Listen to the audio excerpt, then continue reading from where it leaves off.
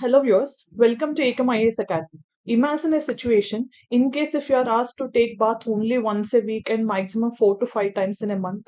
How hard it will be, and it will be so much uncomfortable to us, right?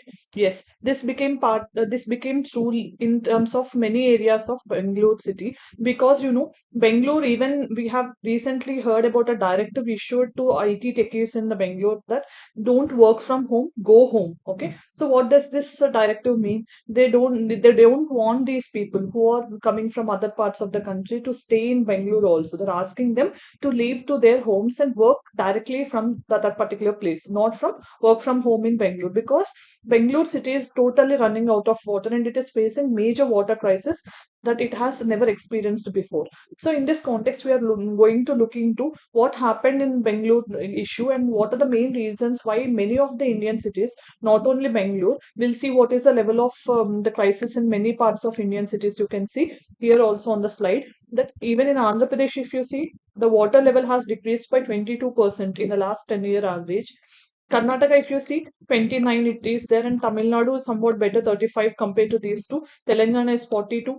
India is average is 43%. You can say southern region on a whole it is 28 and Kerala is 49. Okay, that means if almost all the South Indian cities are facing this water crisis. So, what are the main reasons behind this? What are the impacts of this water crisis, and what are the related government initiatives we are going to look into as part of this video? But before that, let's start our discussion with understanding what actually happened in Bangalore. As I told you, one resident recently he said to the media that he took bath only 5 times over the past 1 month. Okay, and even now, if you see the most of the people, okay, who are working in IT industry of Bangalore, they're asked to don't work from home but go home. This is a directive given to the country's techies who are flocked to Bangalore IT hub for the opportunities it offers. Okay, in this way, they're having these instructions passed by the IT companies. Not only this, even they have even given the directions not to use water for vehicle cleaning, gardening, like these type of activities.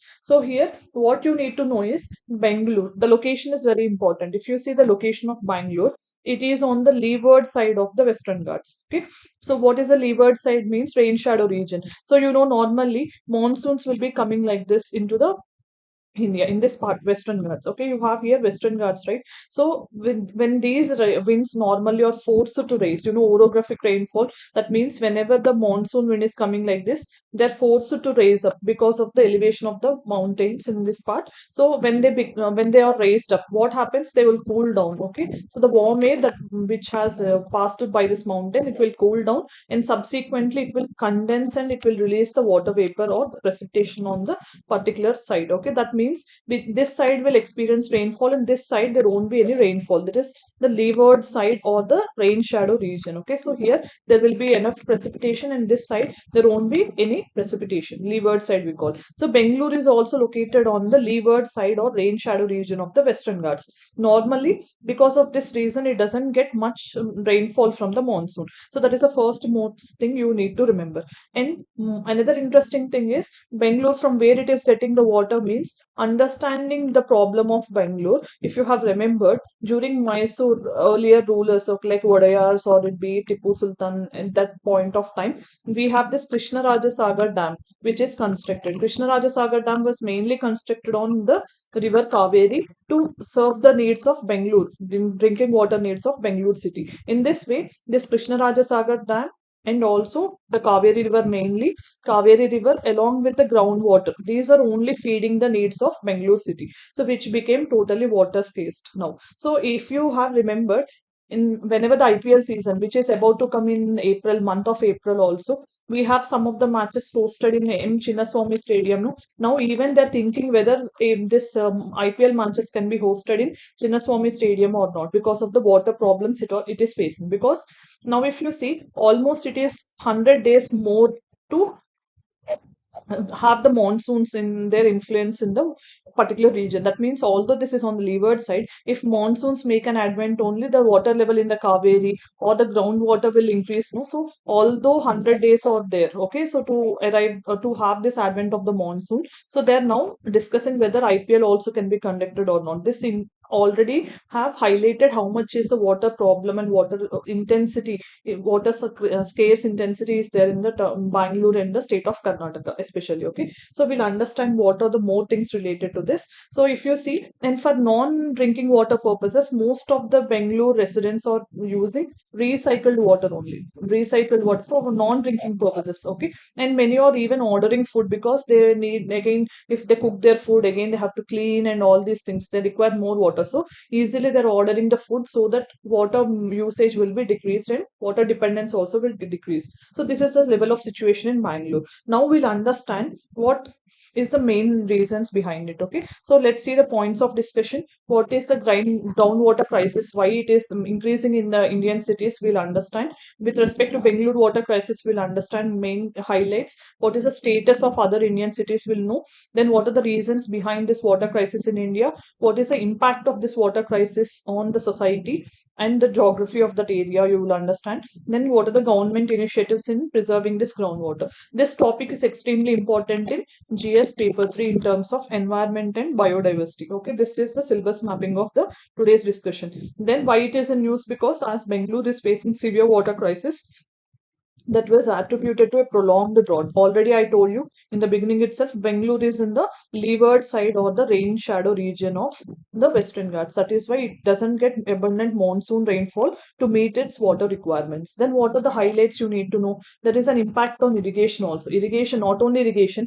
but for drinking water also, there is so much of trouble in Bangalore. Almost you can see the data here. Out of 14,700 bore wells in Bangalore, only now 7,000 are functioning. That means half of the bore wells are dried up and half only are there to serve the needs of the Bangalore population, or you can say the people who are residents of Bangalore. Then water crisis, if you see, it is showing that there is a chance of day zero also in Bangalore. What is this concept of day zero? Day zero, if you have remembered, 4 years back in the South African city of Cape Town, okay, the entire municipal water supply has been shut off. That means there is no water supply because of zero groundwater level. Okay, so zero groundwater has resulted in day zero. So similar situations are even expected in Bangalore if the same thing continues. So this is what happened in the case of Cape Town city of South Africa. Even in the recent times, if you have remembered, in Mexico also one city have experienced the same day zero also. So there are rising concerns that even Bangalore also could face a similar situation if this situation again persists for long. This is what you need to know. Then another interesting thing is extinction of lakes. According to the Karnataka State Pollution Control Board, you know, SPCB and CPCBs are established under Water Act. Water Act you have in 1974, no? Prevention of Pollution Act in 1974, and even it performs with respect to Air Act of 1981 also. Okay, so you need to know these two acts have the main regulation aspects in terms of CPCB. Okay, so then you also need to know what they are saying is almost 90% of Bangalore cities are facing the extinction, because you have seen in the recent times, because of real estate mafia and all, more lakes are getting extinct. Not only in Bangalore, it is happening. It is a common feature in many Indian cities. If you are not having lakes which are naturally absorbing and acting like a sponge, so how you can have water in the long run? So that is the main question. Then even dissolved oxygen levels are also decreasing. Even dissolved oxygen levels are also decreasing. Then what is this concept of dissolved oxygen? You know, in environment, in static part, we'll come across two terms, that is BOD and COD. So what are these two things? Biological oxygen demand. That means whatever the marine organisms that will live in aquatic ecosystems like lakes and all, so they need oxygen for their existence. No, how much oxygen is dissolved in the ocean, marine water or aquatic water, that we'll consider as the dissolved oxygen. So if marine organisms are there, they need more oxygen, but because of pollution, this dissolved oxygen levels are also decreasing. That means if BOD is very high, that means there is very high pollution. That means the marine organisms cannot exist anymore, so they don't have oxygen to survive. So that will result in algal blooms, and eutrophication also will have the major impact on this level of BOD. So this will result. This is main reason because of organic pollution. So BOD is organic and COD is inorganic. Do remember this. Okay. Then we have growing water crisis in India. So why this water crisis is increasing? Because of increased urban population depletion. So even this is impacting the availability, sustainability, and utility of the groundwater. So not only availability is decreasing, with respect to utility also, we are not having proper usage, and also with respect to sustainability also, we are not having proper water. Then you can see on the graph, okay, so almost all the cities, okay, so how much is the supply and how much is the demand. This is reflecting that almost in 2008 we have same amount of supply and demand, but now you can see the demand is increasing and the supply is not increasing, because of which we are having most of the Indian cities are facing this water crisis. Okay, so understand the data. This is very important in mains. You can quote such data. So here you can see what are the water starved cities. Okay, so according to Niti Aayog's Composite Water Management Index, this is important in terms of prelims. Okay, so Niti Aayog will release this water management index based on 9 sectors, including groundwater, irrigation, drinking water. So different parameters are analyzed and they're giving some rankings also. So what did they observe? They said by 2020, almost 21 Indian cities are running out of water. That is what the major highlight they have given according to the 2018 report. Okay, so this data you can use in main answers. Then what is the status of water crisis in India? Then what is the level of water status of water crisis in India means this extinction of crisis I already told you. Extent of crisis means in the Niti Aayog Composite Water Management Index, which is released in 2018, almost 600 million Indians are facing this severe water crisis or water stress. That is what it is observed as part of Niti Aayog report. Then what is the impact and projection? Niti Aayog also have projected that almost 2 lakh people will die every year due to lack of safe water. So how it is related to deaths means, in case if you are having unsafe water, that will result in waterborne diseases like diarrhea, cholera, and all, right? So because of which even the children mortality will increase under 5 children, okay, because they will be more vulnerable. Old aged people, women, they will be more vulnerable and they may have deaths also. So this is one projection by the Niti Aayog. And then we also have another report by World Health Organization that's stating that now almost 97 million Indians are having lack of access to safe drinking water, next only to China. That means China is having highest and second is in India, which are not having safe water. So in this regard, government brought some initiatives. We'll discuss that at the end. Then water scarcity is even increasing, and accordingly, in case this is already projected data, but if this is continuing further, almost by 2050 we are going to have 1.6 billion people facing this access to facing lack of access to unsafe water. Then if the mitigation measures, what are mitigation measures to decrease the impact? What are the measures we take, like in increasing the water percolation through rainwater harvestings, more groundwater recharge, like these things. If we don't take these things, then India will face a GDP loss of almost 6% by 2050. Economically also there will be loss, not only socially, but it can also result in political conflicts also, that we'll see in the later part. Then water contamination also will happen. So you can see India is ranking 120th out of 122 in the global water quality index. That means we are having almost bottom place. Okay, and according to the Living Planet Index report, which is released by WWF in 2020, they said 30 Indian cities are going to face severe water crisis by 2050. So all this data you can use in mains related answers.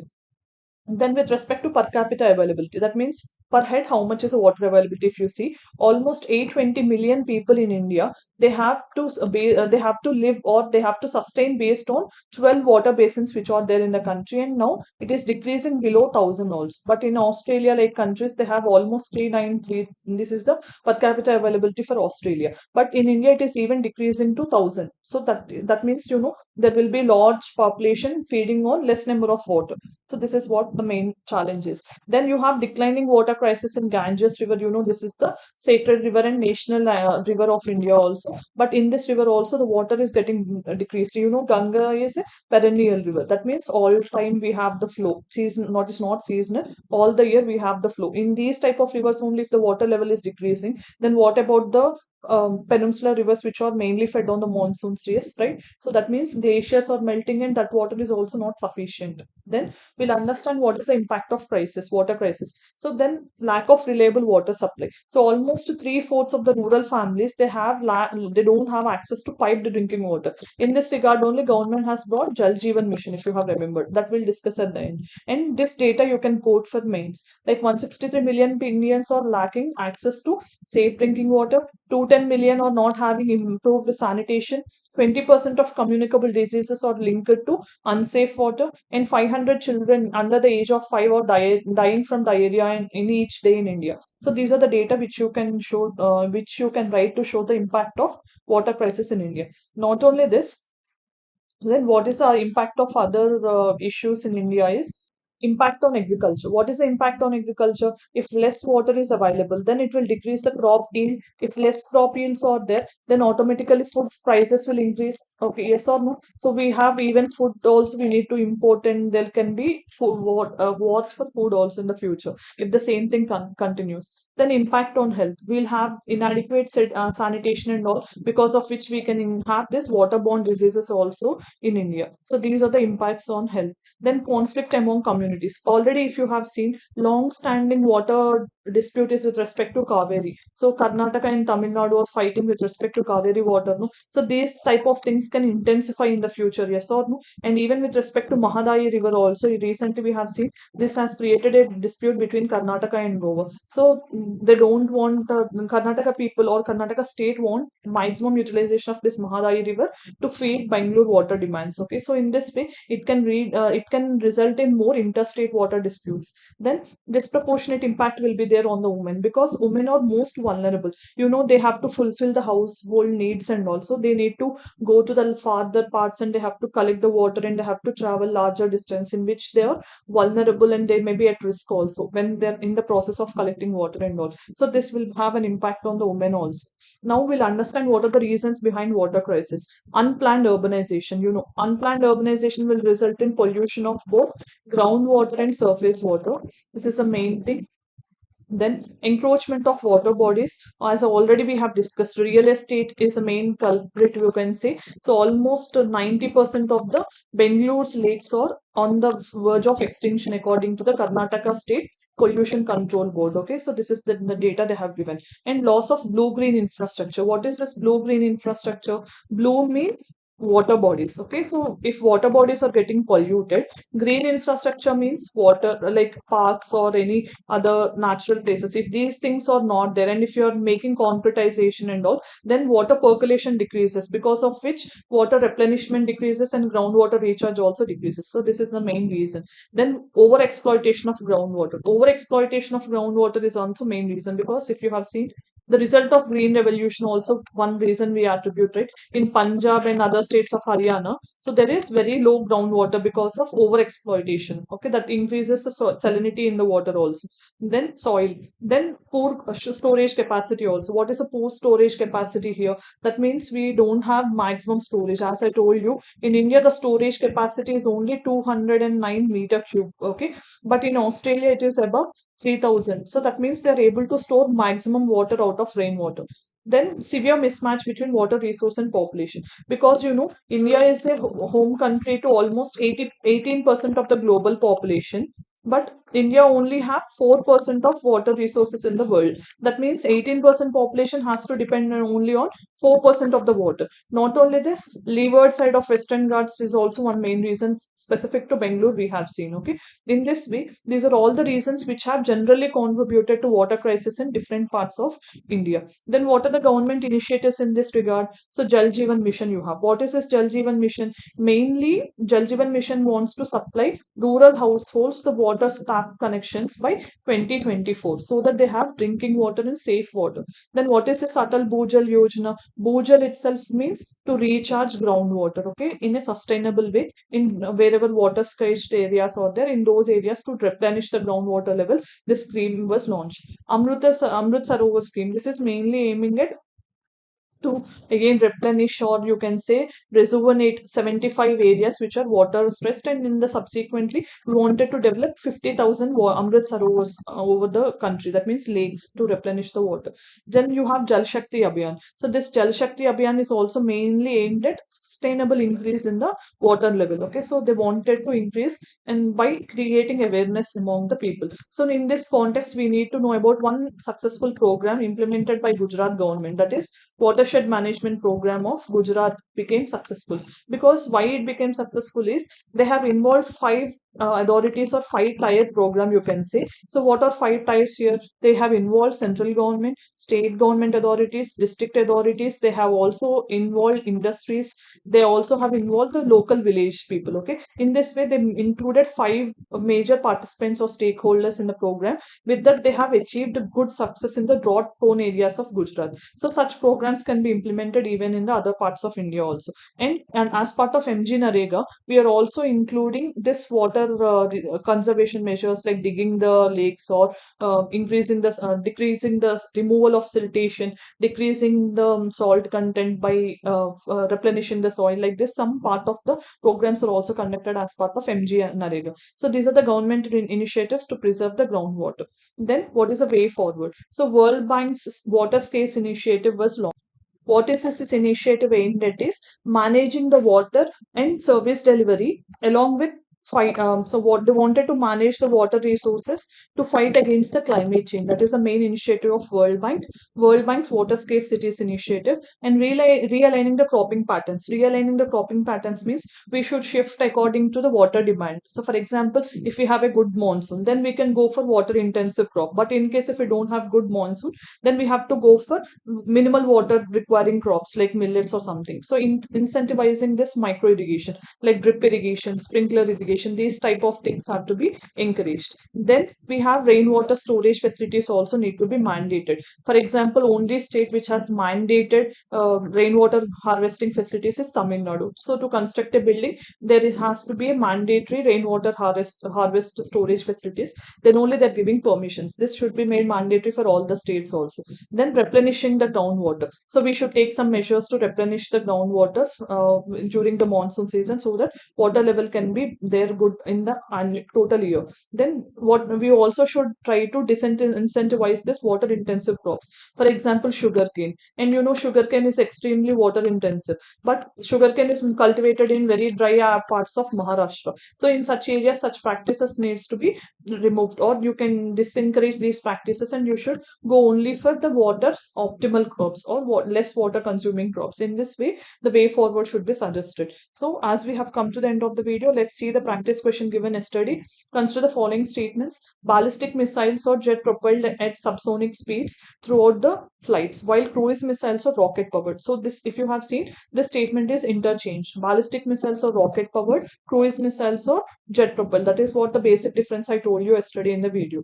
Then Agni 5 is medium range. No, it is not medium range, because it has a range of 5,500 kilometers to 8,000 kilometers almost. So you can see this is intercontinental ballistic missile, right? So this is not medium range. So both the statements are incorrect, as they have asked correct statements. Now it is a time to test your knowledge. So first statement they have given is 36% of India's districts are classified as overexploited or critical by the Central Groundwater Authority. Second, Central Groundwater Authority was formed under Environment Protection Act. India has the largest area under groundwater irrigation in the world. So which of the following statements are correct? From the given options, answer in the comment section. Then what is the mains question given for practice? Ideal solution to depleting groundwater resources in India is water harvesting system. How can it be made effective in the urban areas? This is a mains question given for practice. Try to answer this question as well. As we have reached the end of the video, in this video we have discussed about what are the reasons why Bangalore city is facing severe water crisis, and also what we have seen the impact of water crisis on Indian cities, and what are the main reasons and what are the government initiatives in this regard, along with practice question given for prelims and mains. This is all with respect to this video. Thanks for watching. Have a good day.